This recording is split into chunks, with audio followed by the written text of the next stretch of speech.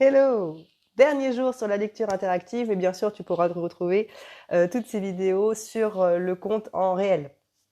Donc, on a parlé depuis le début de la semaine de lecture interactive, qu'est-ce que c'est et de 4 idées pour la mettre en pratique. Et je propose aujourd'hui la dernière idée de la semaine, mais bien sûr j'en ai d'autres sous le chapeau, donc restez connectés.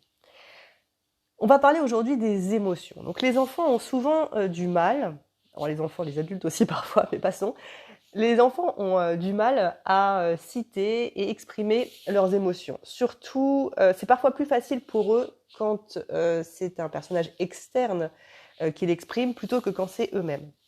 Donc l'idée là, c'est de se baser sur un livre pour travailler là-dessus. Vous pouvez prendre un livre, n'importe quel livre. Il y a des livres spécifiquement basés sur les émotions, mais c'est même pas forcément le cas dans cet exercice-là. Donc vous pouvez prendre un livre et l'idée, c'est au fur et à mesure de l'histoire de lui demander qu'est-ce que le personnage principal ressent. L'enfant va pouvoir ainsi mettre des mots sur des ressentis, s'identifier au personnage, et de telle sorte que le jour où cette émotion va ressortir, et puis parfois de façon un petit peu exacerbée, vous allez pouvoir lui rappeler ce qui s'est passé dans l'histoire et comment ça peut se gérer. Donc l'idée, là, pour rappel, c'est de citer les émotions du personnage principal au fur et à mesure de l'histoire. Sur ce, je vous souhaite un bon week-end et je vous dis à très bientôt pour de nouvelles idées.